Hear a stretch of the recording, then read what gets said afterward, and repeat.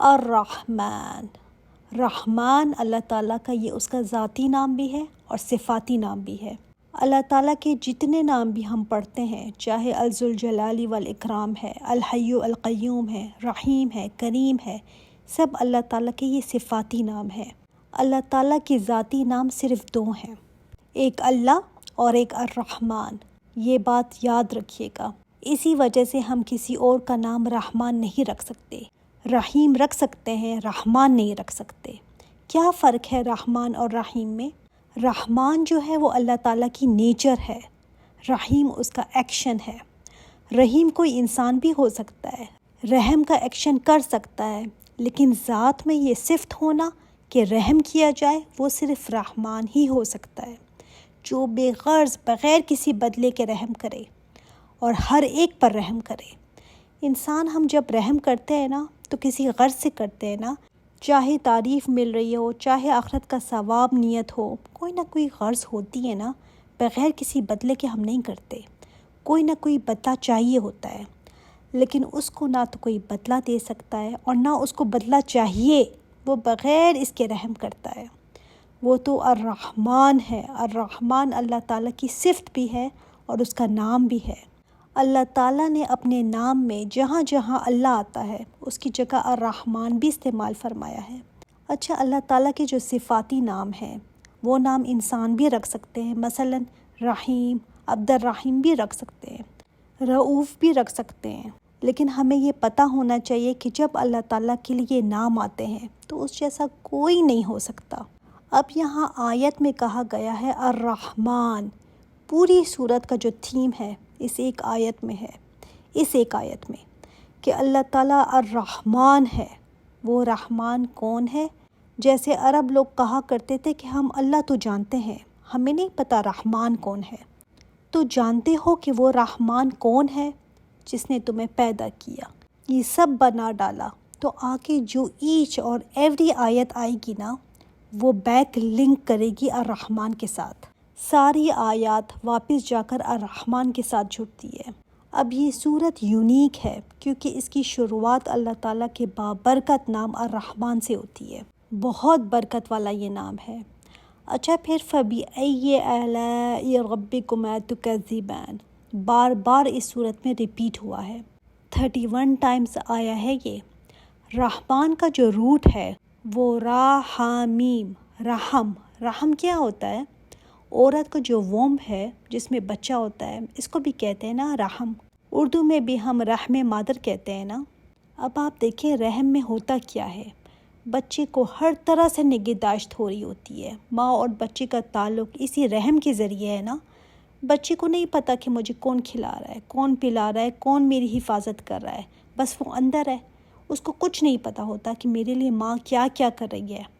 لیکن ماں کو معلوم ہے کہ میرا بچہ میرے سے طاقت لے رہا ہے۔ ماں کے جسم سے بچے کو مل رہا ہوتا ہے نا، تو اس لیے وہ اچھا کھاتی بھی ہے، پیتی بھی ہے، پھر وہ ہر طرح سے اس کو پروٹیکٹ بھی کرتی ہے کہ میرے بچے کو کچھ ہو نہ جائے۔ یہ ہے رحم۔ بچے نے نہ جانا، نہ پہچانا، نہ محبت اس نے سیکھی، لیکن ماں ہر طرح سے اس کے سروائیول کا انتظام کرتی ہے، اس کو کیری ہی ماں کرتی ہے۔ اب ہم جب اپنی زبان میں رحم بولتے ہیں کہ کسی پر رحم کیا، جیسے کوئی مجرم ہے، اس کو اگر سزا ملنی تھی لیکن کسی نے رحم کھا لیا تو یہ رحم ہو گیا۔ نہیں، ہم نے اس سینس میں رحم کو نہیں لینا، بلکہ رحم کو ہمیں اس طرح سمجھنا ہے جیسے میں آپ کو بتا رہی ہوں کہ ماں کے اندر بچہ ہے، ماں کس طرح سے اس کو پروٹیکٹ کر رہی ہے، کس طرح اس کا خیال رکھتی ہے۔ یہ نہیں کہ وہ کوئی سزا ڈیزرو کر رہا تھا یا کوئی عذاب ڈیزرو کر رہا تھا تو کسی نے رحم کھا لیا۔ یہ طرز ہے، طرز ڈیفرنٹ چیز ہے رحم سے۔ ماں جو بچے کو دے رہی ہے بغیر کسی معاوضے کے، بغیر کسی ریٹرن کے، یہ رحم ہے۔ اس میں شفقت بھی ہے، رحمت، سیکیورٹی، سیفٹی، نرمی، پروٹیکشن، سب بن مانگے مل رہا ہے۔ اس سے رحم کو سمجھیں کہ یہ ہوتا کیا ہے۔ اللہ تعالیٰ کی رحمت جب وہ انسان کو نعمتیں دیتا ہے بغیر انسان کے مانگے ہوئے، بغیر انسان کے کسی محنت کے، بغیر کسی ریٹرن کے، بغیر اس کے کہ انسان پہچانے اپنے رب کو، مانے اپنے رب کو، اس کے بغیر انسان کو دیے چلا جا رہا ہے، وہ ہے الرحمن۔ تو سبحان اللہ، اب یہ نام پڑھے نا تو سمجھ آ جانی چاہیے کہ رحم ہے کیا اور پوری طرح سے کسی کو بھی سنبھال لینا، اس کی ٹیک کیئر کرنا، اس کے لیے آسانیاں کرنا، اس کے لیے نرم ہونا. تو جب اللہ تعالیٰ خود کو الرحمن کہتا ہے نا، تو آٹومیٹکلی اس کا مطلب ہے کہ وہ بہت زیادہ محبت کرتا ہے، بہت زیادہ شفقت کرتا ہے، بہت ٹیک کیئر کرتا ہے، بہت پروٹیکٹ کرتا ہے. وہ اٹھا کر پھینک نہیں دیتا انسان کو، بلکہ معاملات کی نگہداشت کرتا ہے اور بہت نرمی سے کرتا ہے. وہ تمہیں چھوڑ نہیں دیتا. الرحمن میں بہت انٹینسٹی ہے. راحم نہیں ہے، راحم کیا، رحم کرنے والا. الرحمن میں بہت زیادہ ایگزیجریشن ہے اس کے اندر. مثلاً کوئی کہے نا مجھے بہت بھوک لگی ہے، اور کوئی کہے مجھے ایسی بھوک لگی ہے کہ بس میں مرنے کے قریب ہوں. اب یہ بھوک کی شدت ہو گئی نا. یا کوئی کہے مجھے ایسی پیاس لگی ہے کہ بس میری جان نکلنے والی ہے. اسی طرح رحم میں بھی ایکسیسو رحم، اس قدر رحم کرنے والا، رحم کی انتہا. ایک ہوتا ہے نا رحم کرنے والا، اس کی بھی انتہا کہ وہ اس وقت بھی رحم کر رہا ہے. جب ہم بیٹھے ہوئے ہیں کچھ کر رہے ہیں، اس وقت بھی اس کا رحم ہے ہم پر. یعنی آل دی ٹائم وہ رحم کر رہا ہے. کوئی ایسا وقت نہیں کہ وہ اپنی رحم کی چادر اٹھا لے. انسان ہر وقت ہی اس کے رحم کے اندر ہے، لیکن انسان کسی سچویشن میں پڑ کر یہ بھول جاتا ہے کہ میں اللہ کے رحم کے اندر ہوں، یعنی اس کی رحمت کے سائے میں ہوں میں. انسان کو پرابلمز تو نظر آتے ہیں، لیکن اس کی رحمت نظر نہیں آتی کہ وہ اس وقت بھی مجھ پر رحم کر رہا ہے. پتہ نہیں کس کس پرابلم سے اس نے مجھے بچایا ہوا ہے. اس سے بھی زیادہ میں پرابلم میں ہو سکتی تھی. پتہ نہیں اس نے کس کس مجھے مصیبت سے نجات دی ہوئی ہے. ماں بھی ویسے رحم نہیں کر سکتی جیسے اللہ تعالیٰ الرحمن کرتا ہے. یہ ماں کی مثال تو صرف آپ کو سمجھانے کے لیے بتائی ہے، ورنہ وہ ماں الرحمن ہو ہی نہیں سکتی. الرحمن صرف اللہ کے لیے ہے. اس کے بعد کتنی محبت اور کتنا پیار آتا ہے نا اس رب پر جو الرحمن ہے ہمارے لیے. اس نے اپنے عرش پر لکھا ہے کہ میری رحمت میرے غضب پر غالب ہے.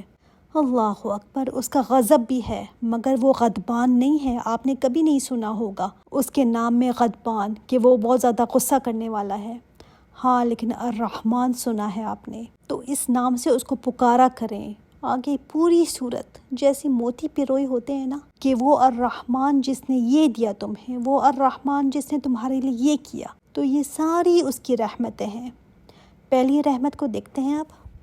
علم القرآن، اس نے سکھایا قرآن، تعلیم دی اس نے قرآن کی تم کو. نزل القرآن نہیں فرمایا، انزل القرآن نہیں فرمایا، علم القرآن. صرف نازل نہیں کیا بلکہ سکھایا تم کو قرآن. سکھایا ہے اس نے.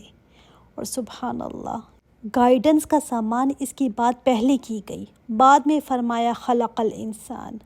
اب ہم سوچیں نا، انسان پہلے پیدا ہوگا تو پھر ہی اس کو گائیڈنس ملے گی. وہ گائیڈنس تبھی لے گا نا جب پیدا ہوگا. نہیں، گائیڈنس کی بات پہلے کی گئی. ہدایت کا سامان پہلے آ گیا تھا. پیدائش انسان کی بعد میں آئی. یہ کیوں؟ کبھی آپ نے ماں باپ کو دیکھا ہے جب ماں پریگننٹ ہوتی ہے تو کیسے بچے کا سامان پہلے سے ہی رکھنا شروع کر دیتی ہے نا. یہ بھی لے لیا، وہ بھی لے لیا. تو سبحان اللہ، ابھی انسان دنیا میں آیا نہیں ہے، لیکن تیری ہدایت کا سامان پہلے ہی اللہ تعالیٰ نے تیار کر کے رکھ دیا تھا کہ اس انسان کو ہدایت دینی ہے. جیسے ماں باپ سامان اکٹھا کرتے ہیں نا بچے کے پیدا ہونے سے پہلے، اللہ تعالیٰ نے انسان کے پیدا ہونے سے پہلے اس کے لیے ہدایت کا سامان رکھ دیا. کیونکہ انسان ہی نہیں جب تک کہ وہ قرآن سے ہدایت نہ لے لے، ورنہ تو وہ جانور جیسی زندگی گزارتا ہے، انسانوں والی نہیں. تو اللہ تعالیٰ نے انسان کی ہدایت کے لیے خود اہتمام فرمایا. یہ نہیں کہ نبی تمہیں سکھا دے گا اس لیے قرآن نازل کیا، نہیں، اللہ تعالیٰ نے خود تمہیں اس کی تعلیم دی ہے. اس کی سب سے بڑی رحمت کہ اس نے تعلیم دی ہے تمہیں. اگر ہم لسٹ بنائیں نا کہ اللہ تعالیٰ کی نعمت کیا کیا ہے، تو صحت ہے، زندگی ہے، اولاد ہے، اور بہت ساری چیزیں ہیں. لیکن اللہ تعالیٰ نے اپنی سب سے بڑی رحمت کیا گنوائی ہے کہ اس نے قرآن تمہیں سکھایا. لوگ کہتے ہیں قرآن میں عذاب کی باتیں ہیں، ڈراوے ہیں، جہنم کی باتیں ہیں. حالانکہ اللہ تعالیٰ نے کیا فرمایا ہے؟ الرحمن علم القرآن. رحمان کی تو یہ رحمت ہے کہ اس نے تمہیں یہ سکھایا، بتا دیا تمہیں. یہ اس کی رحمت کو پہچانو. یہ تو رحمت ہے کہ اس نے تمہیں یاد دہانی کرائی. کیونکہ جب تک انسان اس قرآن سے جڑا رہتا ہے نا، ہدایت پر رہتا ہے. جب اس قرآن سے دور ہونا شروع ہوتا ہے تو چاہے پھر کچھ بھی پڑھ لے راستہ ہی بھول جاتا ہے۔ یہ دنیا ایسی چیز ہے نا کہ انسان پر غفلت کے پردے پڑ جاتے ہیں۔ کون ہوگا جو یہ کہے کہ قرآن جو رحمت ہے وہ 5-6 سال میری زندگی میں رہے، اس کے بعد کہے مجھے اس کی ضرورت نہیں ہے؟ یہ کوئی دنیا کی بک تھوڑی ہے، یہ تو اللہ تعالیٰ کا کلام ہے۔ آپ صلی اللہ علیہ وآلہ وسلم نے فرمایا نا کہ علم والوں کا دل اس سے کبھی سیر نہیں ہوگا، کبھی نہیں۔ تو رحمان نے تمہیں تعلیم دی ہے اس کی، تمہیں آہستہ آہستہ سکھایا ہے اس کو۔ اللہ تعالیٰ نے بہت اہتمام کیا، اپنے نبی پر 23 سال میں اس کو اتارا۔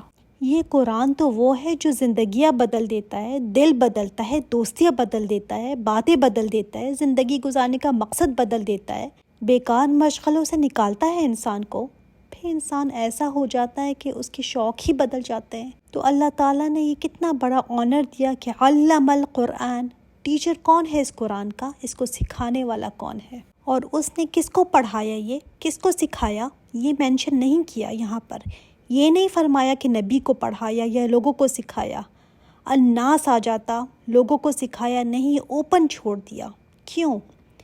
اس لیے کہ یہ ہدایت کے لیے ہے، اللہ تعالیٰ نے دروازہ بند نہیں کیا، کوئی بھی سیکھ سکتا ہے۔ اللہ تعالیٰ سکھانے والا ہے، جو چاہے اس سے آ کر سیکھ لے، چاہے بوڑھا ہو، جوان ہو، مومن ہو، کافر ہو، فرمانبردار ہو یا نافرمان ہو، سب کے لیے دروازے کھلے ہیں۔ وہ کون تھے مکہ میں جن کو یہ سکھایا جا رہا تھا، بتایا جا رہا تھا؟ وہ کوئی سچے پکے مسلمان تھوڑی تھے، کافر تھے نا۔ آپ صلی اللہ علیہ وآلہ وسلم کو تنگ کرنے والے تھے، ان کو سکھایا جا رہا تھا۔ تو یہ اس کی رحمت کا پہلا ظہور کہ اس نے اس کی تعلیم دے دی۔ جو اس کا مزہ چکھ لینا اس کو یہ رحمت لگے گا، لیکن جن کے پاس بس شیلفز میں پڑا ہوا ہے یہ، اس نے تو پھر کچھ بھی نہیں پایا۔ اللہ تعالیٰ نے اس کے بعد فرمایا ہے خلق الانسان، اس نے پیدا کیا ہے انسان کو۔ تمہیں کوئی چھپکلی، کوئی مینڈک، کوئی سانپ بھی بنا سکتا تھا، تمہیں انسان بنایا ہے اس نے۔ کون سی ہم نے اپلیکیشن دی تھی کہ ہمیں انسان بننا چاہیے؟ کبھی سوچا ہم نے کہ کوئی ہم جانور بھی ہو سکتے تھے، کوئی گھوڑا، گدھا، کچھ بھی ہو سکتے تھے، کئی بندے ہوئے ہو سکتے تھے؟ اللہ اکبر، اللہ نے تجھے انسان بنایا ہے، انسان۔ میری کون سی ایسی قابلیت تھی؟ میرے اندر کیا تھا؟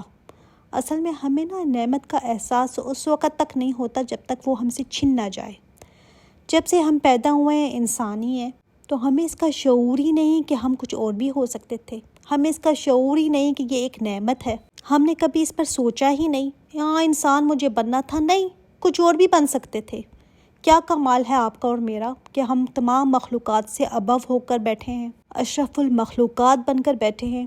اللہ تعالیٰ نے فرمایا نا، اے انسان تجھے بنانے والا تیرا رب ہے۔ مردہ وہ نہیں جس کے اندر روح نہیں، مردہ تو وہ ہے جس کے اندر اپنے مالک کی پہچان ہی نہیں، جو نہیں جانتا کہ مجھے پیدا کرنے والا کون ہے، وہ مردہ ہے۔ پھر خلق الانسان، اور انسان یہ لفظ ایک تو انس سے بھی ہے اور نسیان سے بھی ہے، یعنی بھولنے والا۔ بار بار انسان بھولتا ہے نا۔